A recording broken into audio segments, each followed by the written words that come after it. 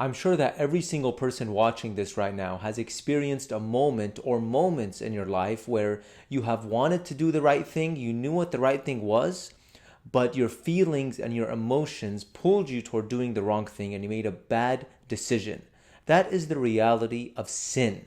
Because we are human beings, because we are weak sometimes, we fall into sin and we make the wrong decisions. And Jesus knows that. Jesus knows how we are because Jesus created us. He knows the human heart so well that He, more than anybody in this world, can teach us how to not only do the right thing, but to want to do the right thing. How to not only act in a certain way, but to be a certain way. In the gospel for today in the Chaldean church, we see the story of Jesus at a big feast at a very important Pharisee's house. And at the feast, He notices that a lot of the people were wanting to sit in the highest place. And as He noticed this, He gives a parable. And I'm going to read the story right now.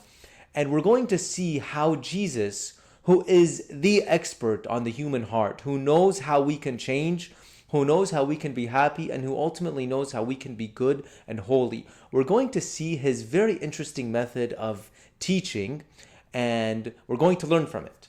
So it's from Luke chapter 14, where it says, "When Jesus noticed how the guests chose the places of honor, He told them a parable. And He said, when you are invited by someone to a wedding banquet, do not sit at the place of honor, in case someone more distinguished than you has been invited by your host. And the host who invited both of you may come and say to you, give place to this person. And then, in disgrace, you would start to take the lowest place.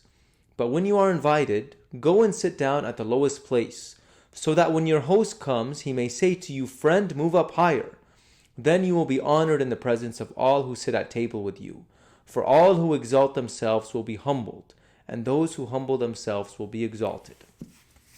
The reason why I said this is a very interesting teaching method of Jesus is because if you're reading this just on the surface, it almost looks like Jesus is teaching these people how to be prideful. Why? Because He says, when you are invited to a banquet, go and sit at the lowest place, not so that you can be humble. Jesus doesn't say that. Jesus doesn't say so that you can be humble. He says so that the head of the feast can come to you and will take you to the higher seat, and you will be exalted by all in your presence. So it's almost as if He is actually teaching to be prideful, but Jesus would never teach you to be prideful, because pride is the root of all sin. And this parable is not only about pride and humility. This parable and this teaching of Jesus is about how to change the human heart. How not only to do certain things that are good, but how if we want to be a certain way, we need to follow the direction of Jesus. And so the first thing to understand about this teaching method of Jesus and to try to learn from Him is what it says at the very beginning. He was observing the people, how they liked to choose the places of honor. And so the beginning of the story points out the fact that Jesus knew that He was dealing with prideful people. He saw how they loved to choose the places of honor. And so that is how He begins His teaching. He knows that He's dealing with prideful people. So He knows that if He goes up to those people and He tells them, you should be humble. If you are not humble, you're not going to be holy. If you are not humble, you're not going to get to heaven. These people don't care about getting to heaven at that moment. Those people cared about sitting at the highest places.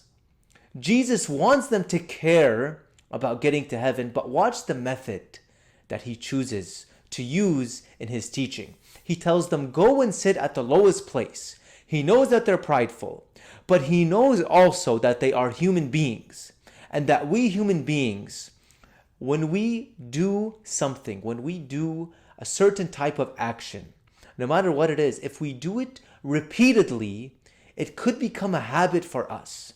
And then after it becomes a habit for us, then it could start being something that changes internally, that changes in our hearts. But the point is, Jesus wants us to know that if we're going to change our hearts, we have to start first by changing our actions.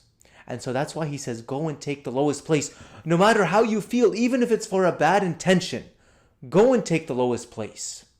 And if you keep doing that, eventually you will be humble. He doesn't tell them that, but we know from the scriptures, we know now, reading this from the perspective of the context of the whole gospel, of who the person of Jesus is and what he wants to teach us, we know what he means.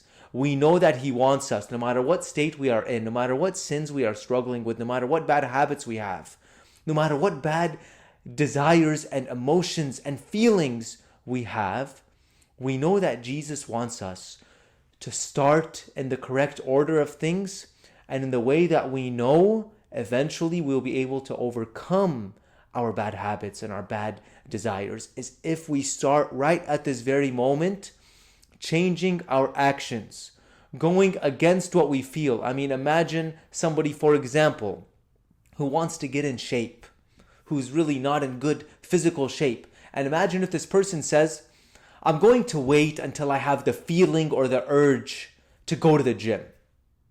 You know what feeling or urge that person is going to have? They're probably going to feel like sitting on their couch and eating ice cream or hamburgers. That's probably what that person is going to feel like, because that's what state they are in. But if that person does not get up and go to the gym against what he or she feels, then this person is never going to achieve the goal of being physically fit. Now, we are not only talking about being physically fit, although that example does apply to the story of Jesus. But what we are mainly talking is being spiritually fit. That's what we are talking about. Jesus wants us to realize that the state of our souls is the most important thing that we could care for in our lives.